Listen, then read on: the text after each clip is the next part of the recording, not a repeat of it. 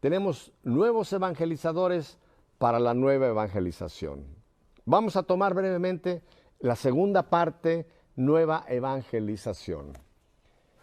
Al hablar de nueva evangelización no estamos hablando de un nuevo mensaje, no estamos hablando de un nuevo evangelio, no estamos tratando de inventar el agua tibia cuando el agua tibia ya está inventado. El mensaje que tenemos que llevar, la nueva evangelización, ese mensaje es el mensaje que nos viene desde los apóstoles hasta el día de hoy. No ha cambiado.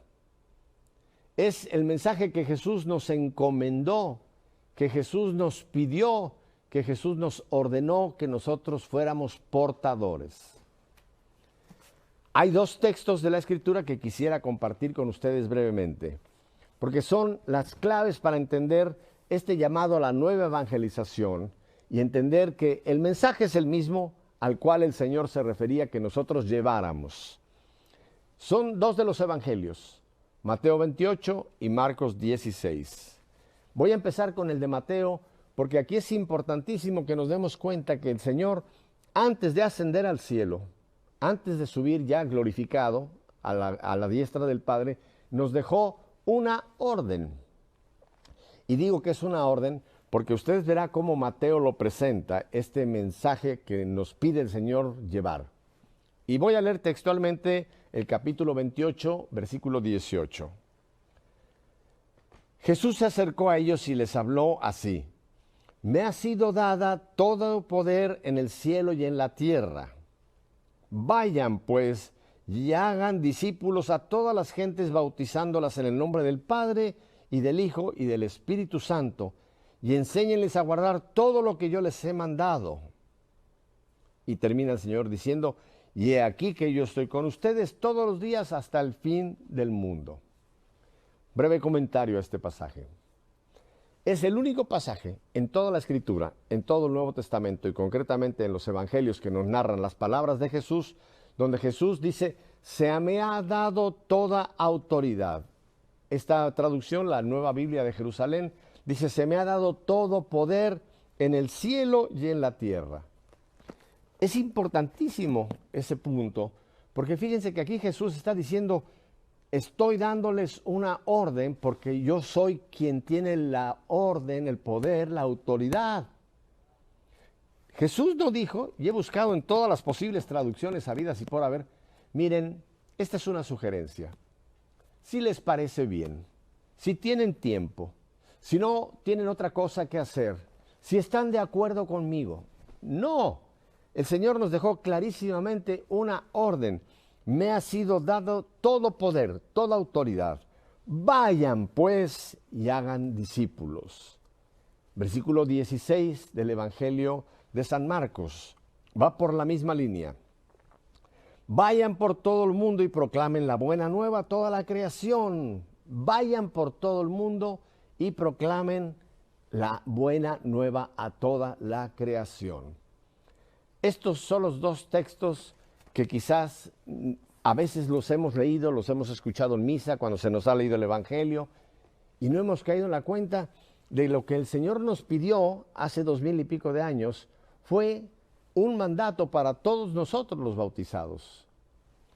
Claro, hay gente que le sabe sacar la vuelta a todo y hay gente que me está ya diciendo ahora: pero Pepe, tú estás hablando que se lo dijo a los apóstoles. No, se lo dijo a los apóstoles y a los que después de los apóstoles recibiéramos el bautizo y fuéramos miembros de la iglesia. El Señor, antes de ascender al cielo, fue clarísimo y les dejó una orden que habría que cumplir. San Pablo, que no estaba en ese grupo, no formaba parte en ese momento Pablo de los 11, porque ya Judas, recuerden, ya no estaba en el colegio apostólico. San Pablo recibió también del Señor el mandato de ir a los pueblos gentiles. Y San Pablo, que no había oído directamente de los labios de Jesús como lo oyó el resto, él captó perfectamente la importancia de responderle al Señor a la misma comisión que le dejó a él, a Pablo.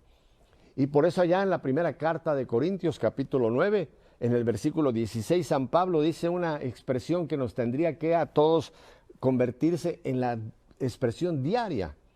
Ay de mí si no predico el Evangelio. Ay de mí si no predico el Evangelio. Pablo lo entendió muy bien. Ay de mí.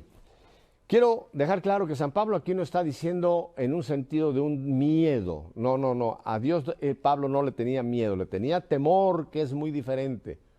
Es diferente el temor a Dios al miedo a Dios. Todos tenemos que tener temor a Dios, a ese Dios soberano, por supuesto. Pero temor es respeto, reverencia, y ese temor tiene que traducirse en obediencia. Y Pablo, bajo esa óptica, es que dice, ay de mí, si no cumplo lo que el Señor me ha encargado.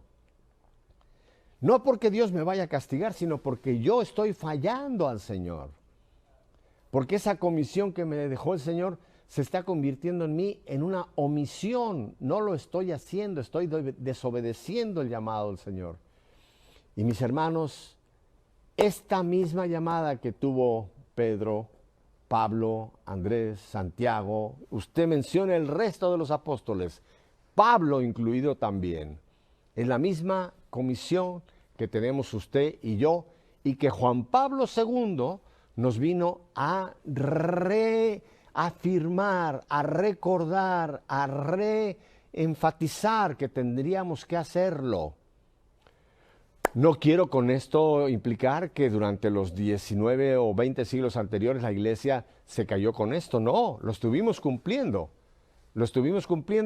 pero sí tenemos que ser conscientes que a partir de la Reforma, cuando viene el rompimiento, la iglesia, sobre todo nosotros, la iglesia católica, como que nos desentendimos un poco de esta gran comisión, porque precisamente al haber esta ruptura con Martín Lutero, y ellos dieron un gran énfasis a esta parte de la palabra de Dios y de la misión, como que nosotros, la Iglesia Católica, nos enfocamos más en la parte teológica, moral, de crecimiento, de doctrina, lo cual está muy bien. Pero tenemos que reconocer que en cierta manera perdimos un poco el hilo de la evangelización, de la gran misión que tendríamos que continuar. Hoy día, siglo XXI, estamos pagando las consecuencias. Hoy día, y esto nos lo ha dicho hasta casi con lágrimas, nuestro querido Papa Emérito, el Papa Benedicto, hoy día existe una gravísima crisis de fe. Y hermanos, vamos a poner las cosas claras. La crisis de fe que en este momento vive la humanidad y viven una gran cantidad de bautizados es porque han sido bautizados, pero no han sido evangelizados. Quizá usted dice que estoy diciendo una herejía. No, no estoy diciendo ninguna herejía. Una persona puede ser bautizada, puede pasar por los 3 sacramentos de iniciación, por el bautizo, por la confirmación, y puede llegar incluso al sacramento de la Eucaristía, a recibir la primera comunión y participar ya en la vida litúrgica de la iglesia, y sin embargo no estar evangelizado. Porque una cosa es estar sacramentalizado, y no es que es malo estar sacramentalizado, hemos pasado por los sacramentos de iniciación, pero no se nos ha llevado a un encuentro personal con Jesús, no se nos ha presentado el querigma, no se nos ha anunciado la buena nueva, no se nos ha llevado ya a una edad consciente, una edad donde podemos libremente hacer una elección, a eso, a que hagamos una elección.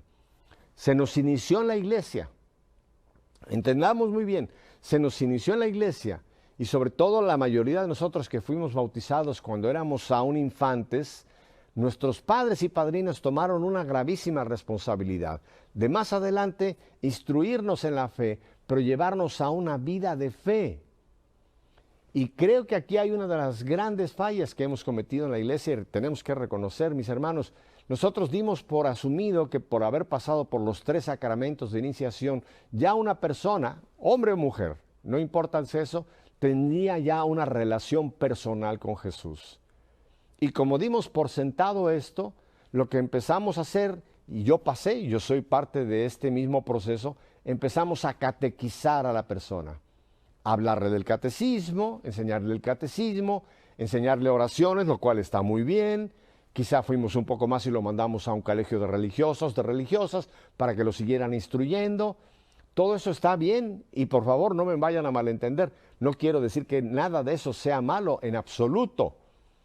Pero ¿saben qué hicimos?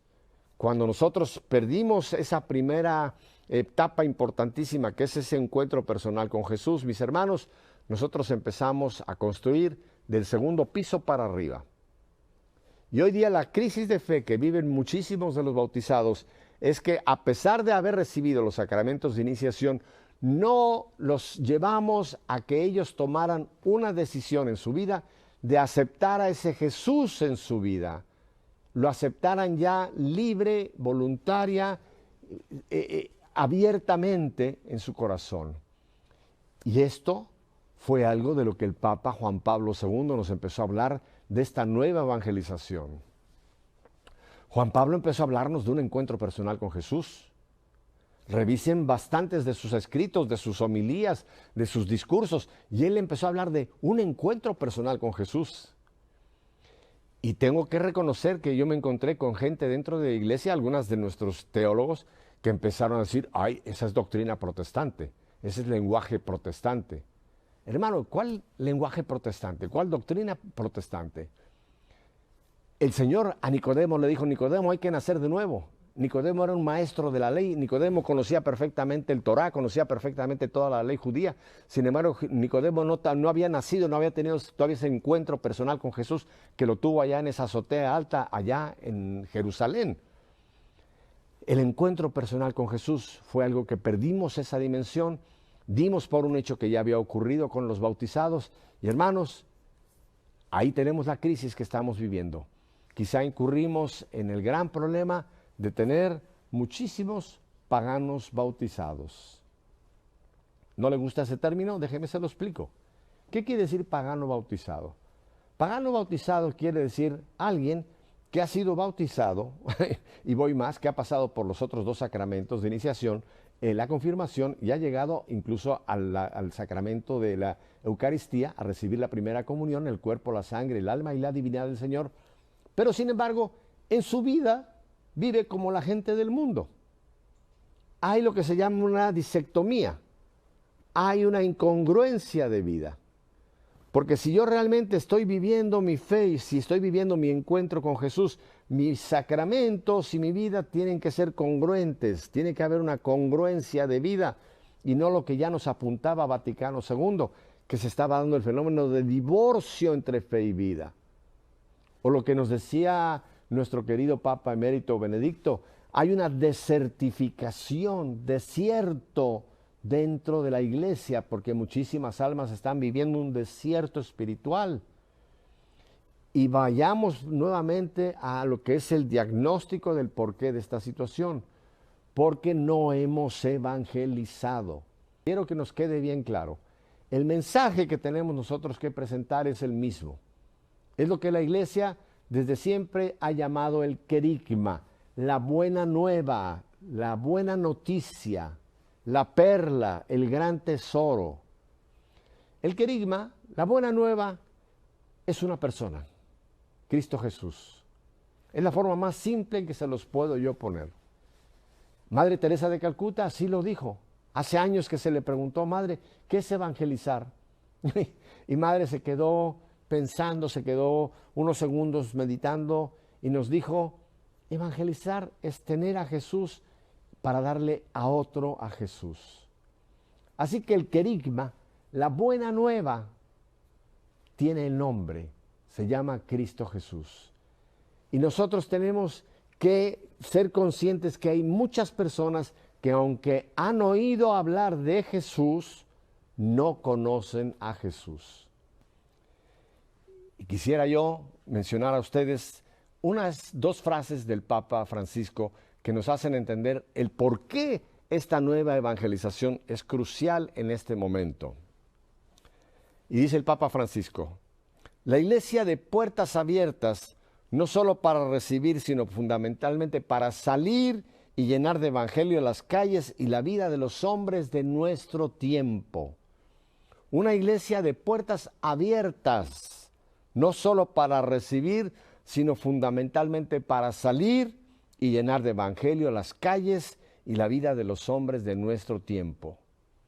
Continúo citando al Papa Francisco.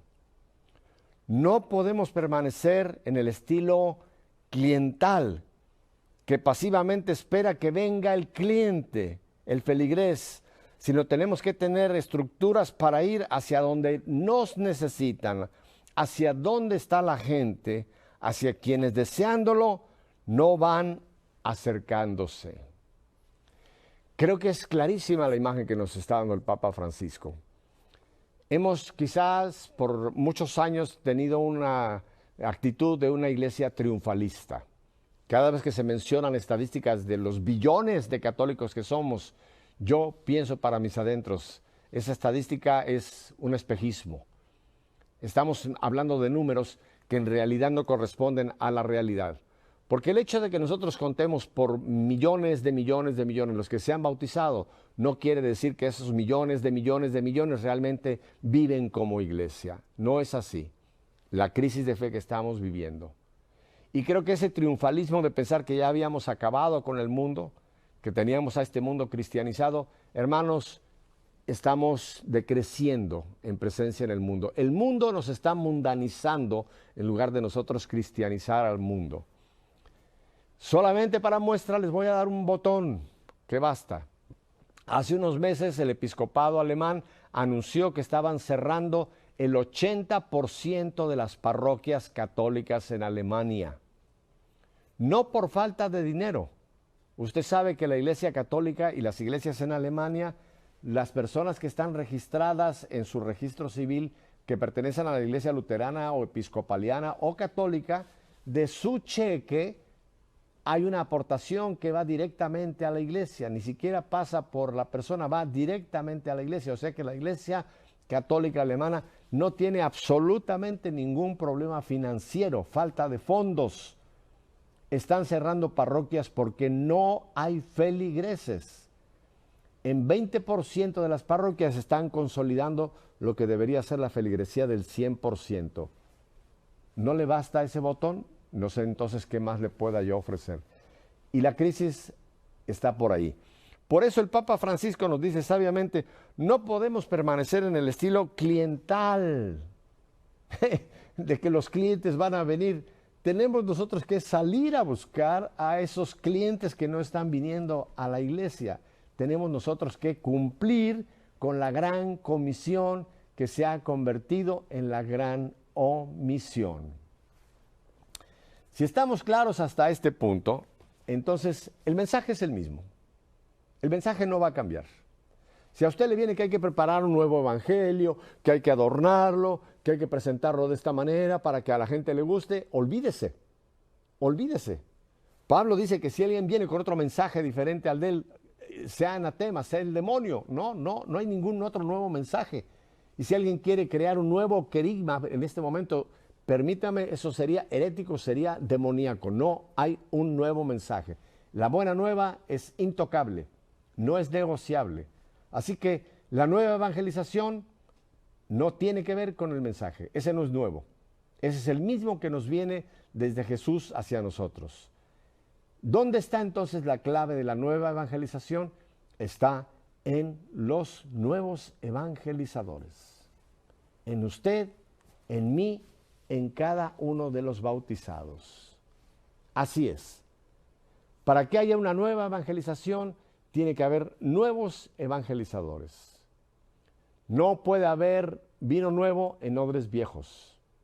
No va usted a ser un nuevo evangelizador si no hay una renovación, una transformación, un cambio en usted, un cambio en mí.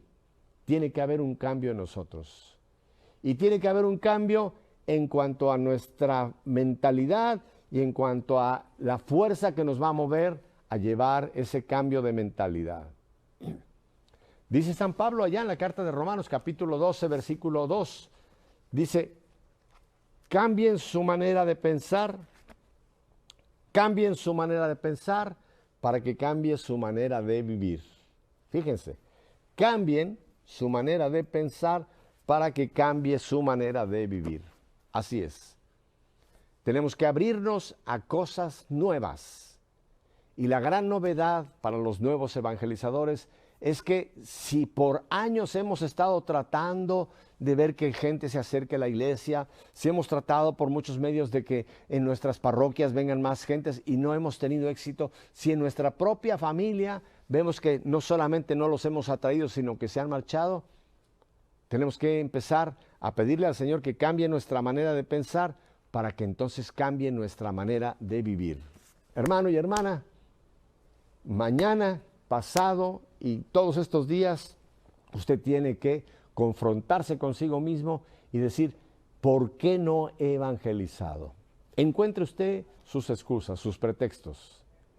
Acuérdense, Moisés, cuando el Señor le manda sacar al pueblo judío, le empezó a poner al Señor un montón de excusas. Ay, Señor, soy tartamudo, no me va a creer. El Señor no puede ni quiere escuchar de nosotros excusas. Si no lo hemos hecho, no tenemos excusa. Todos estamos llamados a ser evangelizadores. Ahora, tenemos el Espíritu Santo, tenemos la dinamita, pero quizás lo que nos pueda faltar a muchos de nosotros es lo que habíamos mencionado previamente, ese encuentro personal con Jesús. Porque para yo llevar con poder a Jesús, para yo llevar a Jesús con convicción, yo tengo que conocer personalmente a Jesús. Yo puedo saber de Jesús. Mi testimonio no lo voy a dar en este momento. Yo por 30 y pico años, yo sabía de Jesús, me habían enseñado los jesuitas de Jesús, pero yo no conocía a Jesús. A mí nadie, hasta ese 20 de septiembre del año 1972, me había dicho, mira, Jesús quiere entrar en tu corazón. Para mí eso fue una tremenda sorpresa. ¿Cómo que Jesús? Pero si yo conozco a Jesús, sí, pero tú no tienes a Jesús en tu corazón, me dijeron. Me quedé helado. Es cierto, yo no tenía a Jesús en mi corazón. Yo sabía intelectualmente de Jesús, que Jesús había vivido en Tierra Santa, que había muerto, que había sido pasado por su pasión, que había resucitado, que había ascendido al cielo, pero era una historia la que yo conocía. Yo no conocía a la persona de Jesús en mi vida. Yo no lo había invitado a entrar en mi corazón. Apocalipsis capítulo 3, versículo 20, tiene un pasaje que creo que es importantísimo para abrirle a Jesús la puerta. Dice Apocalipsis 3:20, mira que estoy a la puerta y llamo. Si alguien oye mi voz y abre la puerta, yo entraré y cenaré con él. Mira que estoy a la puerta y llamo. Este es Jesús. Si alguien oye y abre, fíjense, Jesús no dice voy a empujar la puerta, voy a entrar. Me inviten o no me inviten, no. Jesús nos dio libertad y es en esa libertad que Él respeta hasta el que no lo invitemos a entrar en nuestra vida. Hermano y hermana, yo no sé qué edad usted tenga, no importa la edad, no importa la edad. En cualquier momento, si usted por primera vez está escuchando esto hoy, yo se lo digo, hoy es el momento en el que el Señor le está diciendo, yo quiero entrar en tu vida, yo quiero entrar en tu corazón. Yo quiero que tú me abras, que tú me invites y créame, va a suceder. En mí sucedió. Después vienen grandes cambios, después viene todo un proceso donde el Espíritu Santo va a empezar a renovarnos, va a empezar a trabajar en nuestra vida, va a empezar a construir en nosotros ese Cristo para que podamos, como Pablo, decir, ya no soy más yo, sino es Cristo el que vive en mí. Ese era el secreto de Pablo. El secreto de Pablo de Tarso y el secreto de todos los demás, de Pedro, de Andrés, de Juan, de cada evangelizador que ha habido por todos estos siglos en la iglesia, es que han permitido a Cristo y han dicho, ya no soy más yo, es Cristo quien vive en mí. Y entonces es cuando el Espíritu Santo nos da la valentía. Vean a Pedro. Pedro había negado al Señor. Una de las negaciones más horrendas que quizás nunca se han oído. Yo a ese ni lo conozco, a su maestro de 3 años, a su amado Jesús. Y sin embargo, ese Pedro, días después en Pentecostés, ese Pedro lleno del poder del Espíritu Santo, pronuncia su primer mensaje, su primera homilía, su primer discurso, como usted lo quiera llamar. Y dice Hechos de los Apóstoles, capítulo 2, que ese día 3,000 almas se convirtieron. Era el mismo Pedro. Era un Pedro nuevo, un nuevo evangelizador. El mismo en cuanto a su persona, su físico, su carácter. Pedro no es que era un otro Pedro diferente, era un Pedro lleno del poder del Espíritu Santo. Y hermanos, el secreto de la nueva evangelización son los nuevos evangelizadores. El mensaje es el mismo. Hemos fallado nosotros, los que teníamos que haber sido los mensajeros. Hemos fallado nosotros, los que teníamos que haber cumplido con la gran comisión Mateo, Marcos. El mundo está esperando este mensaje. El mundo está, créame, en cierta forma, ansioso de la verdad y la están buscando por otras falsas verdades. Por eso tomo las palabras del Papa Francisco. Hay que ser una iglesia de puertas afuera. Hay que llenar las calles con la buena nueva. Y esa buena nueva es Cristo Jesús. Mis hermanos, estamos en un tiempo crítico. Estamos en un tiempo que no puede esperar. Si no nosotros, ¿quién? Sino ahora, ¿cuándo? Este es el momento de la nueva evangelización. Y créanme, y no estoy aquí en un plan de profeta, pero estoy seguro que en los próximos días, en las próximas semanas, en los próximos meses, mientras el Señor tenga con nosotros al Papa Francisco, vamos a oír más y más y más y más este llamado, este recordarnos que no podemos quedarnos calentando banca. Una iglesia autocentrada en sí mismo, lo ha dicho el Papa, es una iglesia enferma. Una iglesia que no sale es una iglesia enferma. Y lo que está enfermo va a morir. Y una iglesia autocentrada, una iglesia que está encerrada, está preparada para morir. Y la iglesia, y aquí no estoy hablando ni del edificio, ni siquiera voy ahora a hablar de la parroquia, ni siquiera voy a hablar ahora del grupo, ni siquiera voy a hablar ahora del movimiento apostólico, le estoy hablando a usted. Porque usted es iglesia. Si usted ha sido bautizado, usted es iglesia. Y créame, le dejo casi con una frase, yo sé que es dura, pero no puedo irme sin dejar de decirle esto. Si usted no evangeliza, usted está espiritualmente enfermo. Y no lo estoy juzgando, le estoy simplemente alertando a que haya este momento de apertura de usted, de decir yo quiero, Papa Francisco, yo quiero ser un instrumento de esta nueva evangelización, yo quiero ser un nuevo evangelizador.